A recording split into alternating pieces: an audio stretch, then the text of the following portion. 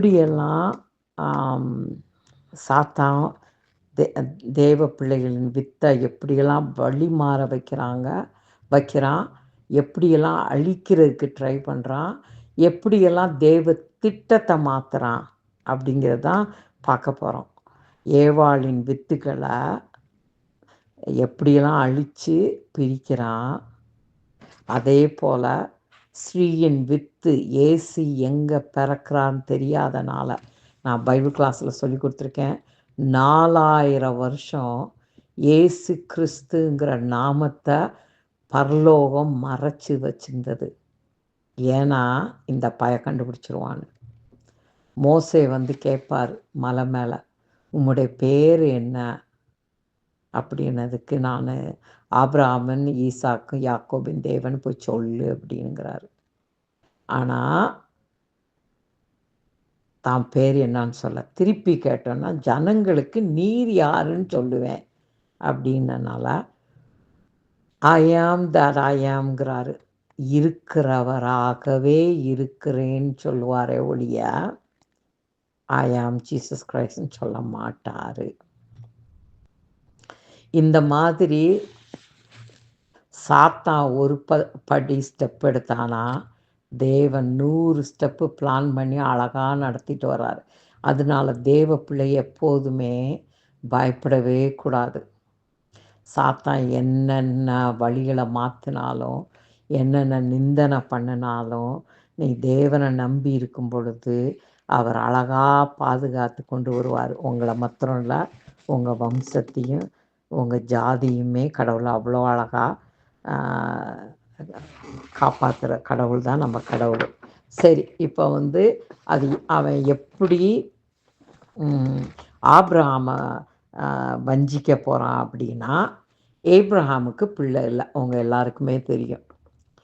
அப்புறம் அவன் என்ன செய்வான், என் வேலைக்காரனில் ஒருத்தன் ரொம்ப ட்ரஸ்ட்வர்தியாக இருக்கான், அவனை நான் அடாப்ட் பண்ணிக்கிறேன் அப்படின்னு கடவுள் செய்யக்கூடாதுன்னு சொல்லுவார்.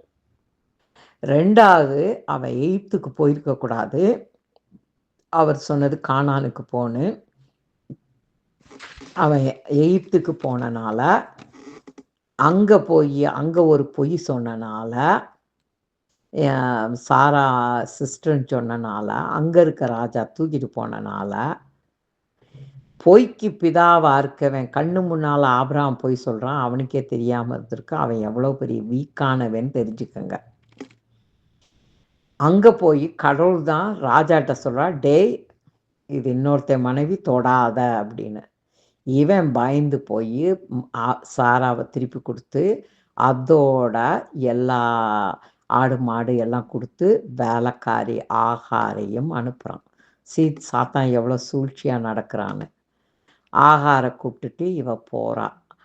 அங்கே போனோன்னா சாராக்கு திடீர்னு முதல்ல ஆபிரகாமை ட்ரை பண்ணால் வேலைக்காரனை முடியலை, அடாப்ட் பண்ண முடியல. இப்போ சாரா மூலமாக சாத்தான் ஒர்க் பண்ணுறான். நீ உனக்கு தானே வித்து வரும்னு சொன்னார், எனக்கு சொல்லல, அதனால் என் வேலைக்காரிட்ட இதான். அது கடவுள் சித்தம் இல்லை.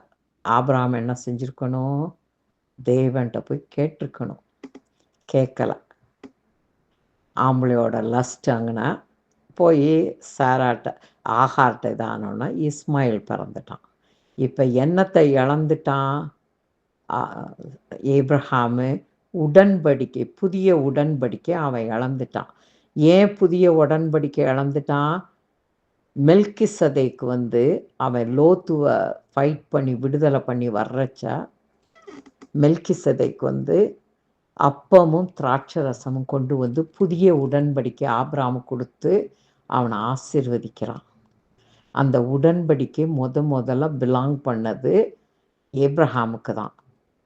ஆனால் அவன் கீழ்ப்படியாதனால, ஆகார்ட்ட படுத்தனால, கவர்னண்ட்டில் பிள்ளைய பிறக்காதனால கடவுள் வந்து விருத்த சேதனம்னு யூதர்களுக்கு, இஸ்ரேல் மக்களுக்கு கொடுத்துட்டாரு. அது ஒரு அவங்களோட உடன்படிக்கை. அவங்க உடன்படிக்கை விருத்த சேதனை வந்து அவங்க ஃபோர் ஸ்கினை கட் பண்ணுறச்ச they get pain, so much pain. அது அவங்க 8ஆம் நாளில் செய்வாங்க. அதுக்கு நிறைய ஆவிக்குரிய அர்த்தம் இருக்குது. ஏன் 8ஆம் நாளில் செய்கிறாங்க ஆம்பளை பசங்களுக்குன்னு. சரி, இப்போ வந்து அவங்க உடன்படிக்கை இழக்க வச்சுட்டான்.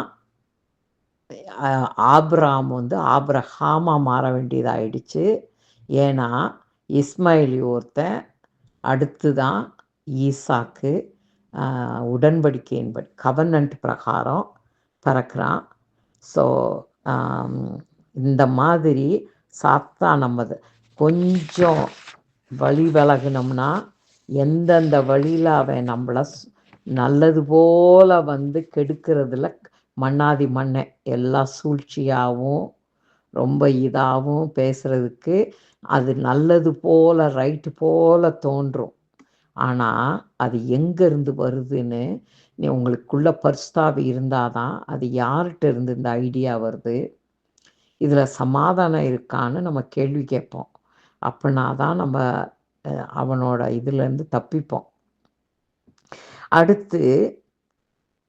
அடுத்து பெரிய தீர்க்க தரிசனம் என்னன்னா, யாக்கோபு ஆதியாம் 49:1 தான் பையங்களெல்லாம் கூப்பிட்டு உங்களுக்கு கடைசி நாட்களில் நடக்க போகிறத சொல்கிறேன்னு சொல்லி அவர் அங்கே 12 பேரையும் ஆசீர்வதிக்க போவார். நல்லா கவனிங்க, யாக்கோபு எவ்வளோ பெரிய தீர்க்கதரிசின்னு. கடைசி நாட்களில் நடக்க போகிறத உங்களுக்கு சொல்கிறேன்னு ஜெனசிஸ் 49:1 சொல்கிறாரு. அங்கேயும் இவன் கேட்டுக்கிட்டான். சாத்தான் தீர்க்க தரிசனம் வந்தோடனே கேட்டுக்கிட்டான். அப்போ என்ன கேட்குறான், இவர் யூதா 4வது பையன், லேயாளுக்கு பிறந்த 4வது பையன், மூத்தவன் ரூபன், சிமியோன், லேவி, 4வது பையன் யூதா. யூதா வந்து லேயாளை பற்றி உங்களுக்கு தெரியும், கணவன் அன்புக்காக ஏங்கிட்டு இருந்தா, கடைசி முட்டுக்கும் கிடைக்கல, அவன் ரேச்சலை லவ் பண்ணான். எனிவே அந்த 4வது பையன் வந்து இனிமேல் என் புருஷன் என்னை லவ் பண்ண மாட்டான், நான் தேவனை துதிப்பேன்னு சொல்லி அதனால கிடைச்ச பிள்ளைன்னு சொல்லி தேவனை துதிக்கிற பிள்ளை அப்படின்னு சொல்லிட்டு யூதான்னு பேர் வச்சா. ஆனால் யூதா கோத்திரத்தை ஆதியா 49 உன்னுடைய செங்கோல் உன்னை விட்டு விலகாது, யூத ராஜசிங்கம் வருமளவும் செங்கோல் உன்னை விட்டு போகாதுன்னு சொல்கிறார். யூத ராஜசிங்கம்னு பேர் வச்சதே யாக்கோபு தான் இயேசுக்காக. அந்த நேமு தான் சிலுவையில் தலை மேலே ஒட்ட வைக்கிறான் அந்த பிலாத்து. 3 லாங்குவேஜில் இவர் யூத ராஜ கிங்குன்னு சொல்லி எழுதுவார். அந்த மாதிரி என்னென்ன பண்ணுறான் சாத்தானோ அதுக்கு மேலே இப்போ அவன் வந்து யூதர்களை இஸ்ரேல் மக்களை கண்ணு வைக்க ஆரம்பிச்சிட்டான். இப்போ அவங்களுக்கு நடக்கிறது தான் அந்த வித்தை பற்றி பார்ப்போம். அதில் கடைசி 12வது பையன் 11வது பையன் யோசேப்பு கனவு காண்கிறான். என்ன கனவு காண்கிறான், ஒரு ஸ்திரீயின் மேலே தலையில் சூரியனும் காலில் சந்திரனும் 11 நட்சத்திரங்களும் இவனை வணங்குதுன்னு சொல்லி அது சொல்லுவான். இது வந்து ரெவலேஷன் 12:1-4 மட்டுக்கும் இருக்குது. அதனோட விவரம் லாஸ்ட் டேஸ் நடக்க போகிறத ஆதியாகமம் 37:9-10 யோசேப்பு சொப்பனமாக காண்கிறான். யாருன்னா இவன் சொப்பனத்தை எல்லா பிரதர்ஸ்டையும் சொல்லவும் ஜேக்கப்க்கு கோபம் வருது. அது 2 வித கோபம். டேய், இதை ஏண்டா சொன்னால் இப்போ உன் பிரதர்ஸ் எல்லாம் உன் மேலே ஜெல்லஸ் ஆகுறாங்கன்னு ஒன்று. 2வது ஜேக்கப்புக்கு புரிஞ்சிருச்சு யோசேப்போட சொப்பனம் என்ன நடக்குதுன்னா, யாக்கோபு சூரியனாகவும் லேயால் சந்திரனாவும் இந்த 11 கோத்திரமும் யோசேப்பை வணங்க போகுது. அப்படி இவன் மூலமாக இந்த சந்ததி ஆசீர்வதிக்கப்பட்டதா இருக்க போகுதுன்னு ஜேக்கப்புக்கு புரிஞ்சுது. ஒரு கேள்வி என்னன்னா, எதற்காக ஜேக்கப் சூரியனா மாறினா? இதுக்கு முன்னாடி ஆபிரகாம் இருக்காரு, ஈசாக் இருக்காரு. ஏன் அவங்க இஸ்ரவேலா கூப்பிடப்படலை? ஆபிரகாம் புறஜாதி, gentile, coming from Mesopotamia, from பாபிலோன்லேருந்து வர்றாரு, மெசபட்டோமியா ஊர்லேருந்து. ஏன் இவ்வளோ காலமும் ஆபிரகாம் அலக்கழிக்க வைக்கிறார் அங்கிட்டு இங்கிட்டுன்னா, அவனோட கல்ச்சரு, அவனோட லாங்குவேஜ், அவனோட ட்ரெடிஷன் எல்லாம் அழியணும்னு.